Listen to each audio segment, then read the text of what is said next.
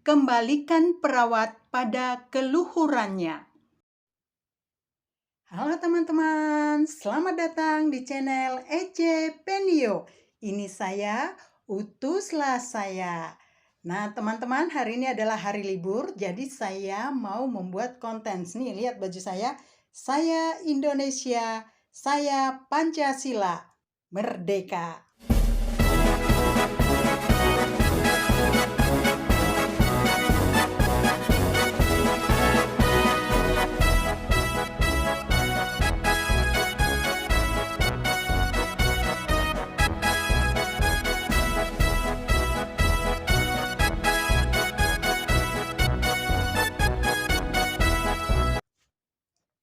Nah, teman-teman, nih saya mau tunjukin sedikit ya. Ini saya kalau biasanya membuat konten banyak di ruangan ini. Lihat tuh, ini adalah hasil karya anak saya yang suka melukis. Ya, ini dia. Nih. Tapi ini bukan pamer ya teman-teman. Tujuannya saya tunjukkan ini sebelum saya melanjutkan apa yang ingin saya katakan. Mari kita buat kesibukan-kesibukan positif dalam kehidupan kita sehari-hari. Ya, setuju nggak? Setuju ya. Nah, karena saya hari ini mau menyampaikan tentang kembalikan keluhuran perawat. Maka saya mau duduk ya. Oke, saya mau duduk ya.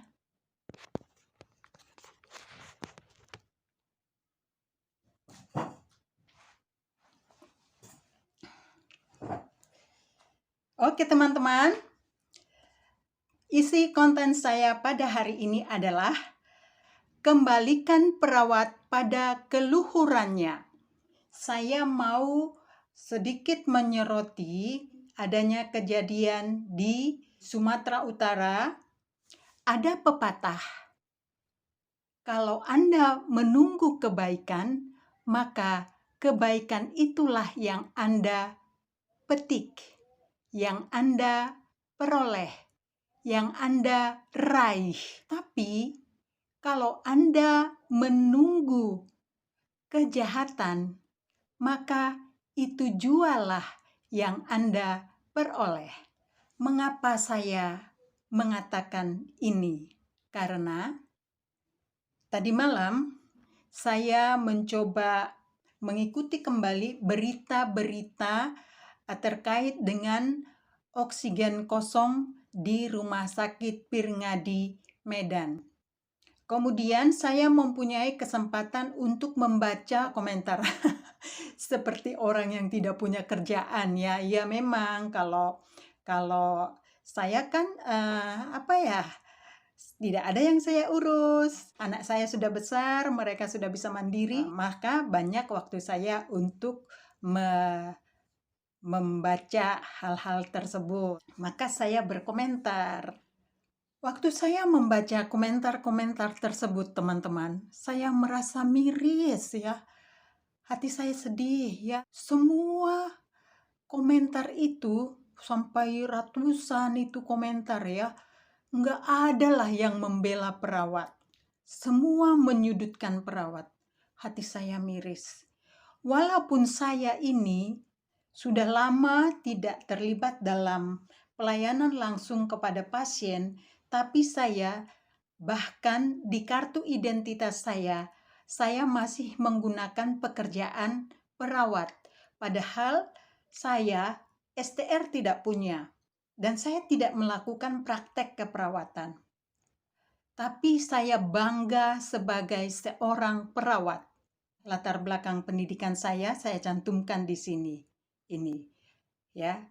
Saya SD biasa seperti teman-teman semuanya, SD, SMP, kemudian sekolah pertanian, SLTA saya sekolah pertanian. Kemudian saya baru masuk sekolah perawat kesehatan atau SPK, D3 keperawatan atau akper, S1 keperawatan, kemudian nurse, itu ya, lihat pendidikan saya muter-muter. Kemudian saya punya kesempatan mengikuti pendidikan S2 manajemen umum ya. Sini saya share ini bukan untuk pamer, bukan untuk menyombongkan diri, hanya inilah saya senang belajar. Walaupun misalnya pendidikan itu tidak mengikuti jabatan saya, tapi saya senang ya. Maksudnya paling tidak pendidikan itu akan mempengaruhi pola pikir saya dalam menjalani kehidupan. S2 itu biayanya kan tidak murah ya, tapi saya walaupun misalnya uang saya terbatas, tapi saya berusaha untuk meningkatkan pendidikan dan pengetahuan saya. Ya, itu. Jadi sekali lagi mohon maaf sama semuanya, saya tujuannya bukan untuk pamer ya. Nah, kan itu pendidikannya muter-muter ya teman, tapi saya di kartu identitas saya tetap menggunakan perawat. Dan kalau teman-teman banyak itu menyudutkan perawat, tapi saya bangga sebagai seorang perawat. Maka karena itulah saya selalu, hati saya itu tidak rela kalau perawat itu dihina dan dimaki-maki ya. Saya tidak rela teman-teman. Hati saya merintih kalau melihat perawat itu dimaki-maki. Semoga perawat-perawat juga jangan langsung besar kepala ya. Saya di sini berharap seperti judul pada konten saya hari ini adalah kembalikan perawat pada keluhurannya, baik dari masyarakat maupun dari perawat itu sendiri harus mampu mengembalikan keluhuran dari perawat itu. Maka kalau misalnya untuk perawat, ya bagaimana seharusnya sikap-sikap sebagai seorang perawat itu, tampilkanlah itu ya teman-teman dalam memberikan pelayanan kepada masyarakat. Kemudian kepada masyarakat ya, khususnya yang saya tonton itu kemarin ya, harapan saya kepada teman-teman semua agar jangan dulu kalau misalnya pergi ke pelayanan kesehatan itu jangan langsung punya image perawat itu jelek ya. Karena apa? Seperti yang tadi pepatah yang saya katakan tadi, kalau Anda langsung sudah mengatakan perawat itu judes, perawat itu jelek atau apa, ya akhirnya karena itu sudah dalam pikiran Anda, maka itulah yang Anda terima. Coba deh, perawat itu Anda tanamkan bahwa perawat itu adalah yang manis, luhur, baik. Saya pikir Anda akan menampilkan sikap-sikap yang baik, sikap-sikap yang ramah, dan ya perawatnya juga walaupun mungkin dia tadi sudah banyak melayani pasien, tapi begitu Anda datang dengan ramah, maka ya perawat yang tadinya capek itu akan menjadi ramah juga kepada Anda. Berilah senyum ya. Itu saran saya ya teman-teman. Jangan bilang ini hanya teori, tapi itulah kenyataan. Kalau Anda memikirkan yang jelek, maka yang jelek itulah yang Anda dapat. Tapi kalau Anda memikirkan yang baik, maka yang baik itulah yang akan Anda peroleh, yang akan Anda raih. Ini saya ulangi lagi perkataannya. Coba nih, ya, Anda yang suka menunjuk-nunjuk perawat itu jelek atau bagaimana, ya, ada video-video viral itu ya. Nah, nih lihat jari, nih menunjuk ya, nunjuk. Ini nunjuk ke sana itu berapa? Nunjuk ke sana itu kan hanya ini satu, ini ke atas ya. Berarti ini masih ada pertimbangan baiknya. Nih, terus yang nunjuk ke Anda berapa? Nih, lihat nih. Yang nunjuk ke Anda berapa? Ada 3 yang menunjuk ke Anda bahwa Anda adalah lebih jelek daripada orang yang Anda tunjuk tersebut. Maka hati-hatilah dalam menunjuk orang. Nah, teman-teman, di sini saya sedikit menyinggung soal kasus oksigen kosong. Pasti ada standar di instansi-instansi itu atau di rumah sakit itu berapa batasan oksigen kosong. Kemarin saya ada juga ya, komentar-komentar itu kadang-kadang saya membacanya lucu. Katanya, tabungnya hanya kecil ya, kok bisa ada 250 liter gitu. Nah, itulah pentingnya belajar ya teman-teman. Masa itu kemana nih? Itu karena tidak belajar, jadi dia berkomentar dari sisi ketidaktahuannya ya. Ya itu memang, satu tabung kecil itu bisa berapa ribu liter di dalamnya ya. Bisa 5.000 liter, ada tergantung berapa liter. Jadi jangan jangan kita picik ya teman-teman. Masa ada komentar seperti itu? Tabung hanya kecil katanya ya. Kok ada 250 liter katanya ya. Aduh, itu pentingnya belajar ya teman-teman. Ya, jadi di sini saya mau mengatakan begini, bisa saja di standar rumah sakit lain mungkin berapa dia batas tabung itu kosong. Mana tahu 100 liter, ada juga yang 200 liter, ada yang 300 liter, tergantung dari rumah sakit itu. Jadi dilihat aja, karena ini sudah ditangani ombudsman, ya semoga penyelidikan-penyelidikan itu dilakukan dengan baik dan benar agar tidak merugikan masyarakat juga dan juga tidak merugikan petugas kesehatan. Ya, semua kita ini adalah orang yang harus bersama-sama membangun negara kita ini menjadi negara yang adil dan sentosa untuk kita semua. Jadi dilihat standarnya berapa tabung itu kosong. Kan banyak tuh kritik-kritik kepada perawat. Nah, teman-teman, kenapa perawat yang Anda salahkan? Kalau misalnya tabung itu isinya tidak banyak lagi, kan yang mengisi tabung bukan perawat. Perawat itu menelepon bagian maintenance agar tabung diisi. Masa perawat yang harus mengisi kan? Teman-teman coba dong berpikir deh. Jangan asal ngomong saja ya. Di sini dilemanya sebagai seorang perawat ya teman-teman.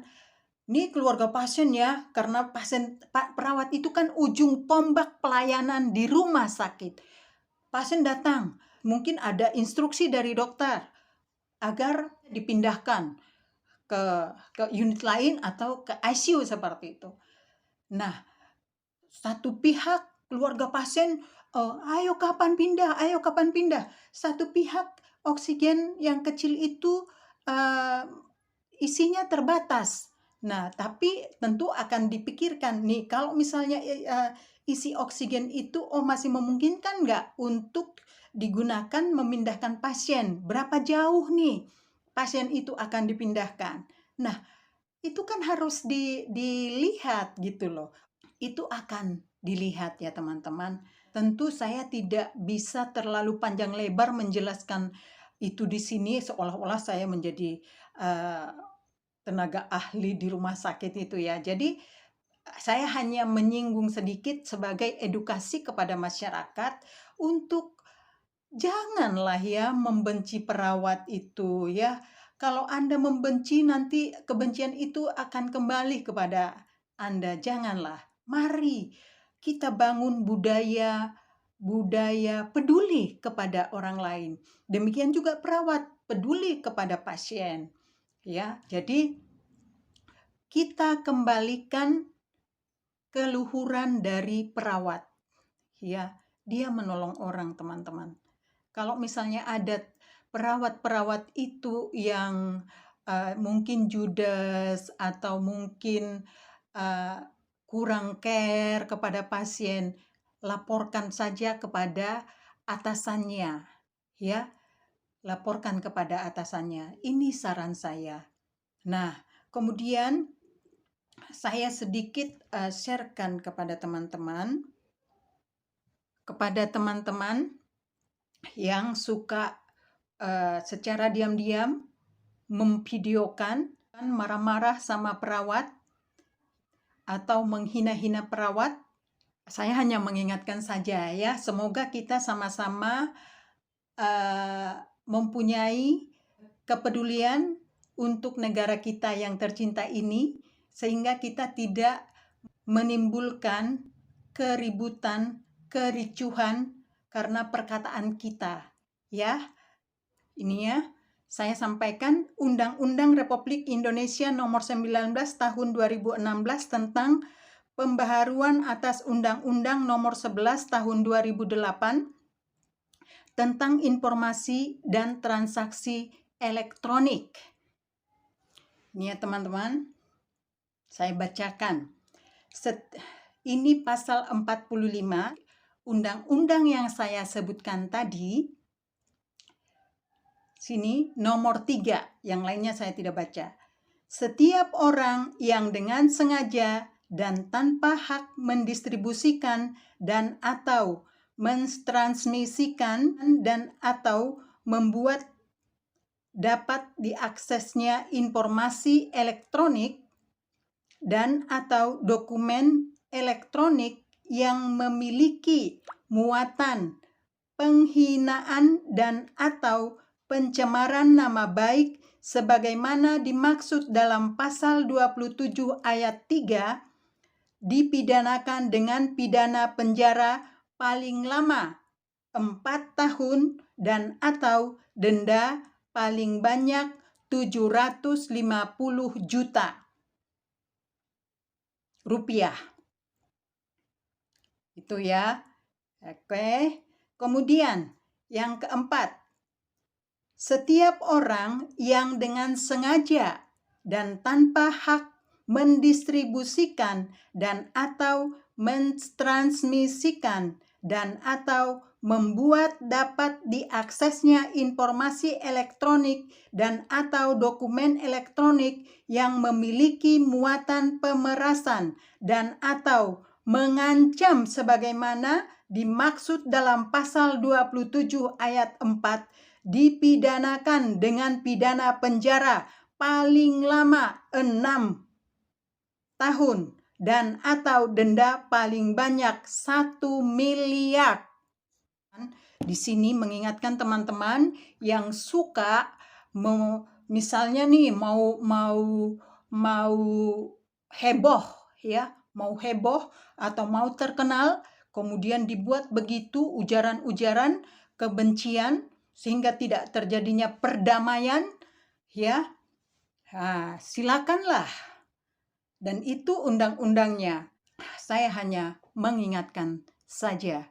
Jadi ini saya pikir terkait juga video saya yang kemarin, usul-usul terhadap pihak-pihak terkait, saya mengusulkan agar lindungi tenaga kesehatan dalam melaksanakan tugasnya.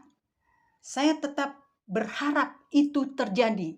Mari kita bangun seperti hari ini adalah hari lahirnya Pancasila.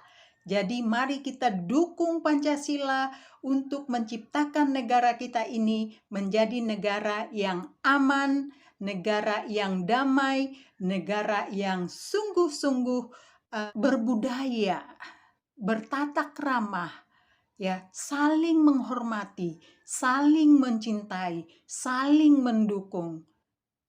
Terima kasih kepada teman-teman yang sudah menonton video ini dan jangan lupa subscribe, like, dan share.